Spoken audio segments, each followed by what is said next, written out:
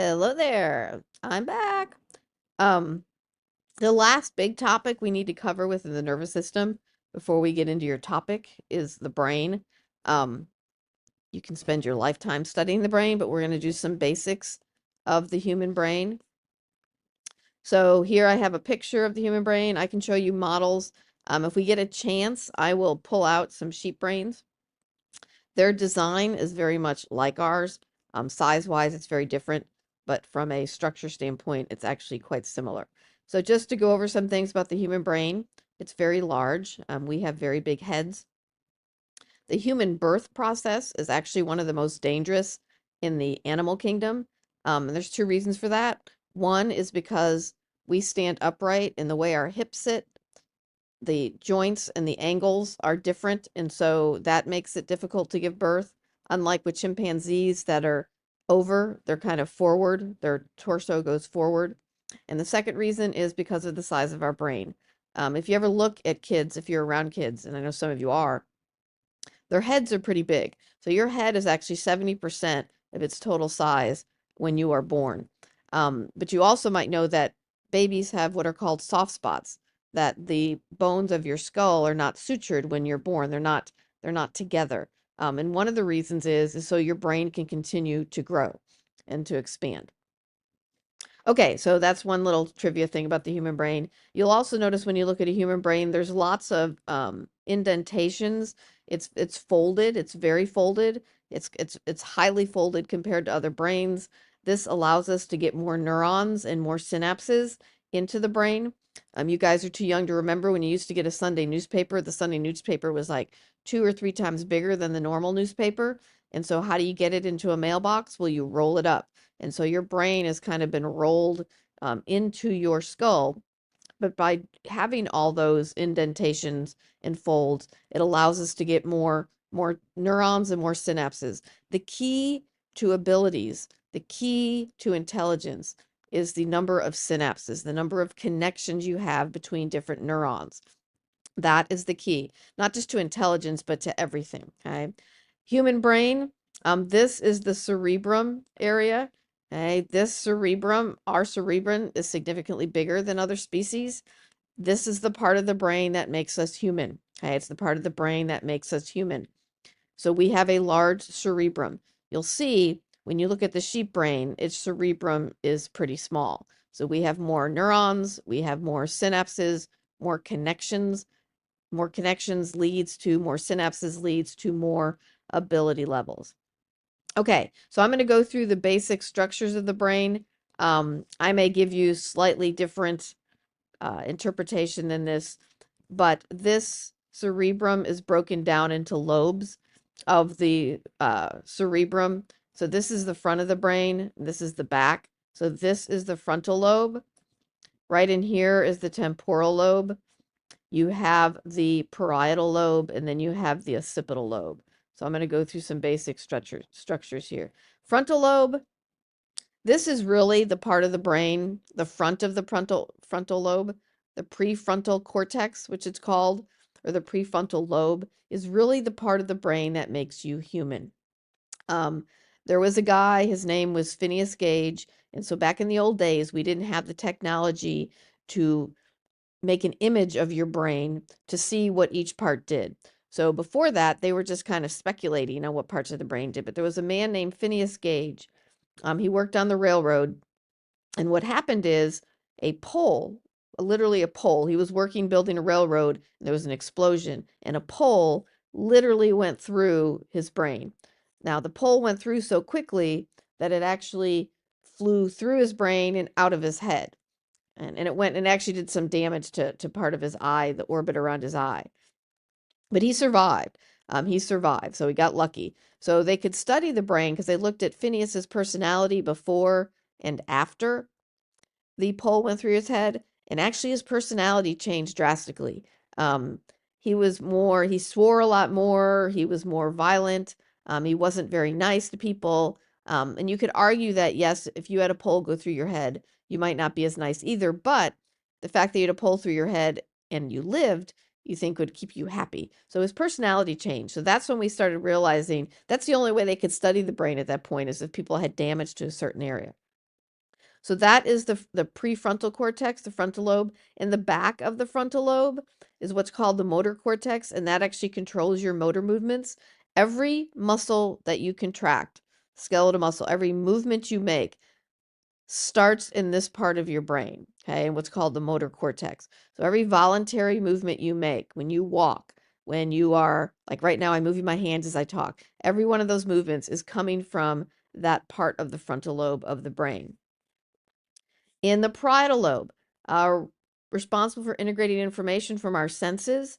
So senses, not vision, but hearing, okay, touch, pressure, mostly touch, pressure, things around your body. So when you stub your toe, or let's say you step on a tack, you don't feel the pain that tack has caused until it gets to your brain. And specifically, it will get to the parietal lobe of your brain. So in here. So this is more of your general senses around your body. Every time you touch something, go ahead and touch something, you don't feel that until the signal, let's say your finger, goes up your finger into your spinal cord and ends up in that parietal lobe. So that's where you feel pain, touch, pressure, things like that are going to be in the parietal lobe. Temporal lobe, which is here. I know you can't see this whole brain. Temporal lobe here deals with emotions, memories. It also is important for hearing. So when you interpret what your ear has done and what you're hearing, that's going to be in the temporal lobe. And occipital lobe is known for vision. Okay, it's known for vision. Now, even though you have this part in the back of your brain, deals with vision, vision is incredibly complicated. And it about 2/3 of your brain is actually deals with vision, but this is the primary lobe. So when your eye senses light, that light causes a neuron receptor to fire, send an action potential to your brain, and then your brain will interpret what you've seen. But motion takes up more of your brain. Like if you're looking at cars and trying to cross the street, that takes up parts of your brain. Color, vision is very complicated. So I will do a side note here that when a person is born blind, people have this idea that this part of their brain just doesn't function anymore because it has nothing, not anymore, never functioned if they were born blind. But in reality, when you hear about blind people or deaf people and their other senses become heightened, that's because in children, your brain is very, very flexible. So if you got this whole part of your brain and you're born blind, it's not like it's just going to die. It's actually going to become used for other senses. So their touch, they can read Braille, becomes stronger. Okay, so that is the occipital lobe. So frontal lobe, again, you have the human part, the prefrontal area, you have the motor part that controls your motor movements. In the parietal lobe, you have your sensory cortex, which all your senses, general senses like touch, pressure, pain, or be felt there. Your temporal lobe on the side here will be hearing, and then your occipital lobe deals with vision. Okay. All right, the corpus callosum, you actually have two cerebral hemispheres. You have your left and right hemispheres, and they are separate, but there is a band of neurons that goes from the right and left hemispheres. Let me show you this. This is a cross section of your brain, so cut halfway through. This is the corpus callosum. It's actually a band of neurons. So what happens in your right hemisphere can then the information can be sent to your left hemisphere and vice versa. So things can go back and forth. Okay.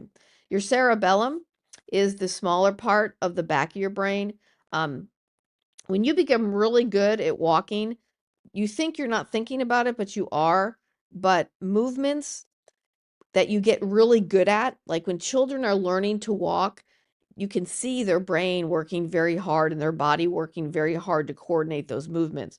Well, when you get really good at it, your cerebrum doesn't really want to pay that much attention to it. So your cerebellum becomes the area that controls basic movements that are voluntary, but that just become like a habit. You become very good at them.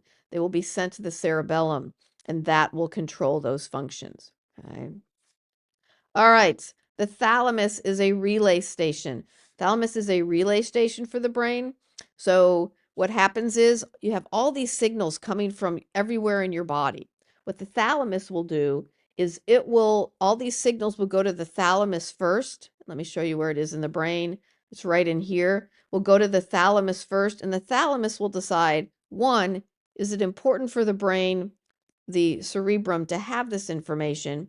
And if it is, then it will send it to the proper location. If it's not, then it may just not send the signal. So a good example of this is when you put something in your pocket. Let's say you put something in your pocket. When you first put it in your pocket, you can feel it. So that signal's going from your pocket, your skin under your pocket, up your spinal cord to your brain, and you feel it. Well, it gets that's a lot of energy for the brain to put into something that really isn't that important. So after a while, if you think about it, you suddenly don't feel what's in your pocket. That's because the thalamus has decided that that signal's not that important, and it just won't, it'll just say, you know what, I'm not going to waste the brain's time. I'm not going to send that signal anymore. Now, if you touch it and move it and you put your hand in there and realize it's there, then that will then send the signal up and the thalamus will decide to resend it. Okay. The only sense that doesn't do that is pain. So, like if you break your leg, it's not like, well, the thalamus is going to say, well, that's not that important. I'm going to stop sending it. Pain is always continually sent, okay, to the brain. Okay, so we've done corpus callosum, thalamus, the midbrain. Don't worry about that. That's a large segment in the middle of your brain, obviously, but I'm not really going to focus on that one. The pons and the medulla, I'll show you those. These are in your brain stem. In your brain stem, what your body has done over thousands and thousands and millions of years in all animals is basically you have the spinal cord. And then when you get to the end of the spinal cord, what it's done is it's blown a bubble, and that bubble in your skull is your brain. So let me go back to the picture, kind of move up here a little bit. So this is your brain stem. It's a very primitive, okay, it's the top, it's part of your brain, but it's the top portion of also your spinal cord. Very primitive. It controls your basic life functions like breathing, heart rate, things that you need, blood pressure, that you need to have happen without you thinking about them. So if someone ever damages this part of the brain, they're usually going to have a difficult time living because they can't control their breathing, they can't control their heart rate. So the pons and the medulla are a primitive part of the brain, okay, which keeps you doing the things you need to do in order to survive. The pineal gland, is a small part of the brain, and you'll actually see it in the sheep brain too, that controls your sleep cycles. It's back here. Okay. You may have heard of melatonin. You can actually take it over the counter. Melatonin levels will fluctuate throughout the day. So when you wake up in the morning, they're kind of low and you wake up. As the day goes on, your melatonin levels go up, up, up, up, up till you get to nighttime. Then they're high. That's one of the things that stimulates you to go to sleep. They go down overnight and then they fluctuate like that on a daily basis. So when you're taking melatonin, what you're helping your body do in some cases is make you sleepy, okay, is to make you sleepy to get on that cycle. So if you ever travel through time zones and you hear about jet lag, it's difficult when you travel over a lot of time zones to get onto their schedule because your pineal gland is used to the schedule you were on. So I'll give you a little piece of travel advice. If you ever travel across several, let's say you go to Europe. Okay, what'll happen is you'll fly overnight to Europe. You probably won't sleep well on the plane. You will get there in their morning and you will be exhausted. But what you have to do is you have to stay up till their nighttime. So you try to get on their sleep schedule that first day. So you just make yourself stay up. You don't take a nap. You just stay up throughout that whole day and then you go to bed. You can go to bed early, but 7 or 8 at night. That will help your pineal gland their get on back on track and get onto their time schedule. Not to say that you still won't be tired, but it usually does help. The worst thing you can do is get off the plane. It may be like 8 in the morning their time. Go to your hotel and sleep during the day. It will take you weeks to get on their schedule. Okay. So there's your little travel advice for the day. There are other parts of your brain, the medulla, we talked about that. The hypothalamus is one of the regulating parts of your body. So when we talk about what makes you feel hungry or not hungry, regulating your temperature, regulating your thirst, that comes from the hypothalamus. And then the pituitary gland is called the master gland because it regulates many different factors in your life, like your stress response, um, growth, reproduction. Okay, reproductive hormones come from there. A lot of times the pituitary gland is controlled by the hypothalamus, but that's what the pituitary gland does. Okay, it's the master gland. It is the master gland. And the pituitary is not on, oh no, it is. It's right here. It's just not, pituitary is right here. The hypothalamus is right above it. Okay, is right above it. Okay, let's see if there's any other major parts we need to do. Some regions, hippocampus, short-term memory. I told you how scientists used to study brains where they knew brain was damaged. So there was a man that had a stroke and it affected his hippocampus. And after his stroke, they thought they knew what the hippocampus did, but after his stroke, he could not remember anything that he learned that was new. He remembered everything before the stroke, but his hippocampus was destroyed.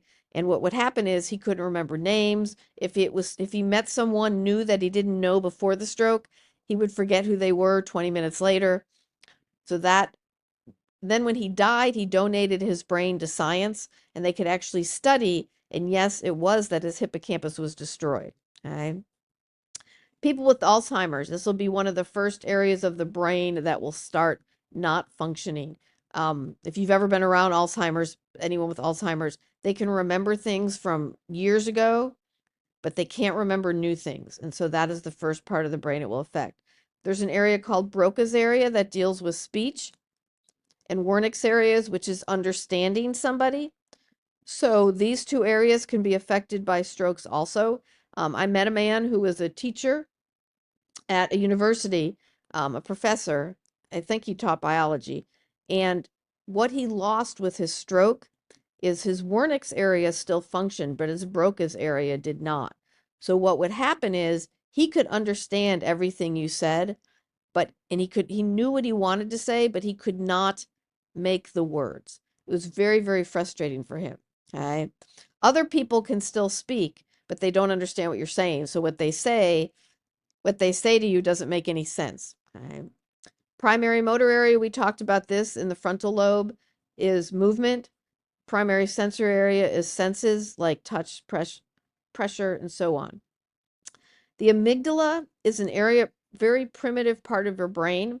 The amygdala prepares you to fight or flight. So what amygdala does is it senses your surroundings, and if it sees something fearful, it will draw a rough draft and say this is dangerous, and it will prepare you to fight or flight. It is good for us, but what happens with someone with PTSD is what their amygdala will become hypersensitive, okay, to noises, smells, sound. And what happens is they go to a fight or flight response when something isn't dangerous because their amygdala is hypersensitive. Okay. The olfactory bulb I put on here, that deals with smell. Okay, that deals with smell. Okay, and this just shows you different regions of the brain that I've talked about. Okay, so I want you to watch this video and just take some really basic notes over what each part does. And I will keep the descriptions of the parts of the brain very simple. Okay, very simple. Like occipital will be vision. Parietal will just be senses like pressure and touch. Frontal will be what makes you human. And over here, I'll put motor or movement. Okay, so I will try to keep them very simple. The reason I'm giving you these is because when you start looking at your drug or disorder or medication or whatever you're going to study for your project, you're going to come across these parts of the brain. And you may come across parts of the brain that I have not covered. I will help you with those. There's a lot more smaller parts within these parts that we have not gone over. Okay, we have not gone over. Okay, so take this, watch it. If you need to watch it twice, take very basic notes. Okay, very basic notes. All right, I'm hoping if you're listening to this in 2025, because I may use this video sometime in the future, I'm hoping I will see you next week. Have a great weekend. Okay. And be ready to go on Monday.